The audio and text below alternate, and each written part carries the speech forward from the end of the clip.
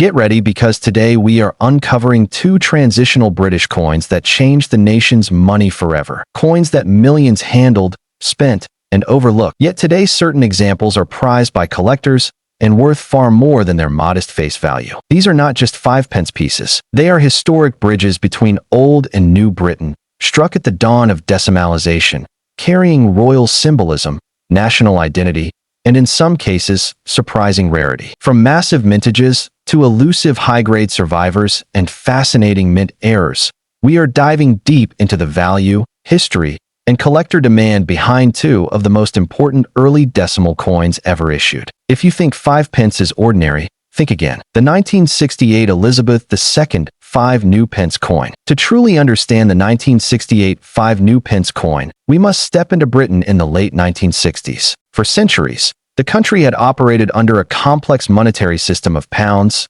shillings, and pence. 12 pence made a shilling, 20 shillings made a pound. Calculations were cumbersome, and by the mid-20th century, the system was outdated compared to the decimal currencies used across much of the world. Reform was inevitable.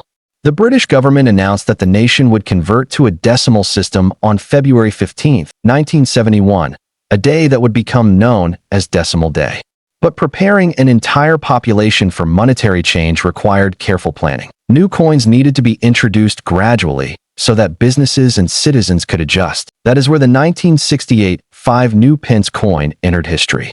Introduced 3 years before Decimal Day, the 5 new pence coin was struck to match the exact size and weight of the existing 1 shilling coin. This was intentional. In the upcoming decimal system, 5 new pence would equal 1 shilling. By keeping the size identical, the new coin could circulate side by side with the old shilling. This clever strategy allowed the public to grow familiar with decimal denominations without immediate disruption. The obverse of the 1968 5 new pence features the first definitive coinage portrait of Queen Elizabeth II created by Arnold Machin. This effigy shows a young queen wearing the Girls of Great Britain and Ireland tiara, facing right with elegant simplicity. The inscription Elizabeth II DG Reg FD surrounds the portrait, affirming her title as Queen and Defender of the Faith. The Machin portrait became one of the longest-running and most recognizable royal coin designs in British history. On the reverse, the coin features the crowned Scottish thistle, a powerful symbol of Scotland and one of the floral emblems of the United Kingdom. The thistle is bold, symmetrical, and topped with the St. Edward's crown. Below it appears the denomination new pence and the date 1968. The inclusion of the word new was significant. It emphasized that this coin belonged to the new decimal era, even before that era officially began. Struck in copper nickel, the 1968 5 new pence weighs approximately 5.65 grams and measures about 23.6 millimeters in diameter. Its composition provided durability for heavy circulation, which it certainly experienced, because it matched the old shilling in size. Many of these coins circulated interchangeably with shillings well into the 1970s.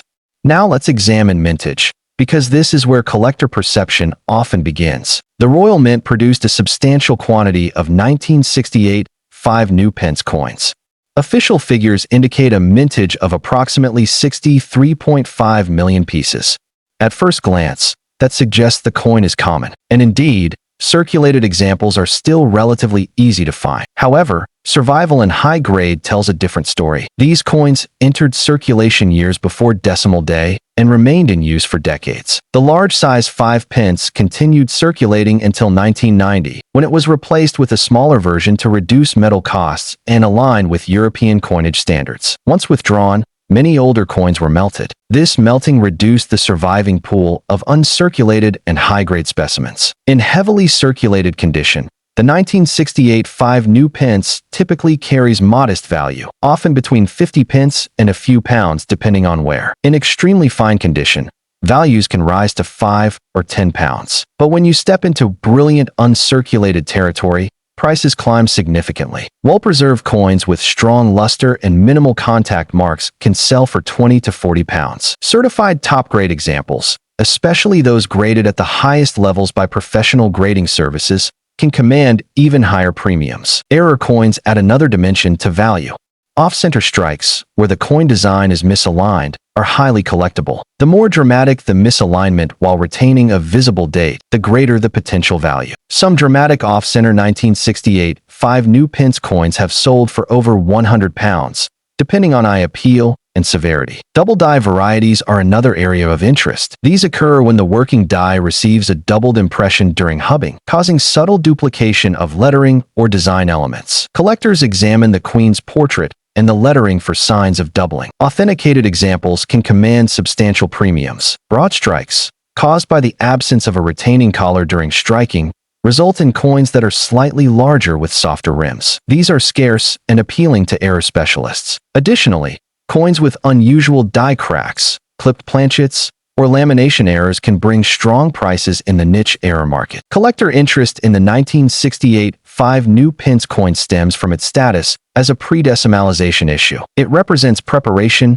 transition, and modernization. It marks the final chapter of the shilling's legacy and the birth of decimal currency. For typeset collectors, it is essential. For Elizabeth II portrait collectors, it showcases the early Machin effigy. For decimal specialists, it is a cornerstone piece. The 1971 Elizabeth II 5 coin. Now we move to decimal day itself. February 15th, 1971 marked the official conversion to decimal currency in the United Kingdom. The 1971 5 coin became one of the first 5 pieces struck for circulation under the fully implemented decimal system. Visually, the 1971 5 coin retained the same designs introduced in 1968. The obverse continued to feature the Arnold Machin portrait of Queen Elizabeth II, maintaining continuity and familiarity during change. The reverse once again displayed the crowned Scottish thistle with the inscription New Pence and the date 1971. Although the design remained consistent,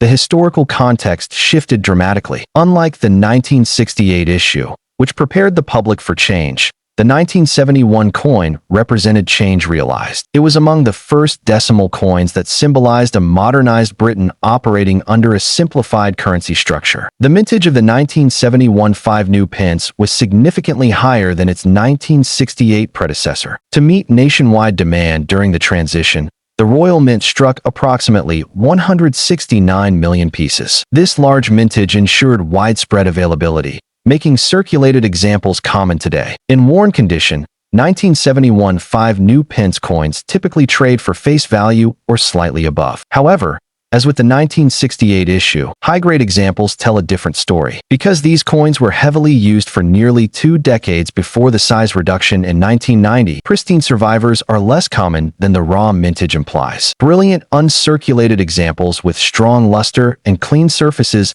can sell for £10 to £30. Top-graded certified examples can command even more, especially if they are among the finest known. Error varieties once again create excitement. Off-center strikes, clipped planchets, die cracks, and double dies are all known within early decimal issues. Because of the high mintage, some errors exist in greater quantity than in lower mintage years, but dramatic examples still command strong premiums. One particularly collectible category involves transitional usage. Since the coin was identical in size to the old shilling, shillings remained legal tender as 5 until 1990. This overlap fascinates collectors because it highlights the continuity between pre-decimal and decimal systems. Some collectors build paired sets of 1971 5 coins alongside earlier shillings to illustrate the transformation. Market demand for the 1971 5 remains steady, particularly among collectors completing date runs of large-size 5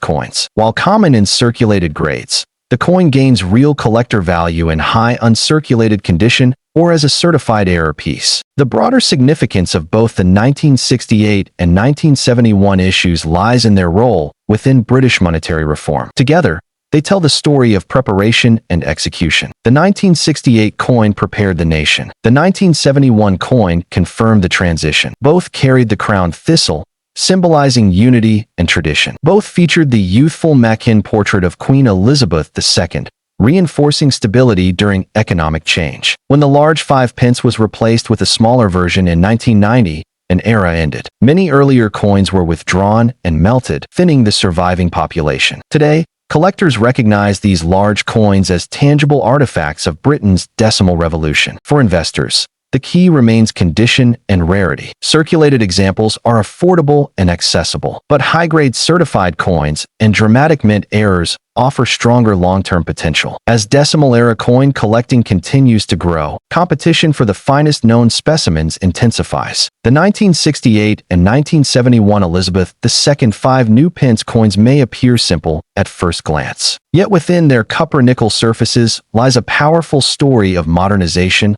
continuity, and national identity. They are reminders that even everyday currency can carry extraordinary historical weight, and sometimes the coins we overlook in old jars and drawers are the very pieces that connect us most vividly to moments of change. In the world of numismatics, history is not only written in books, it is struck in metal, passed from hand to hand, and preserved by those who recognize its significance.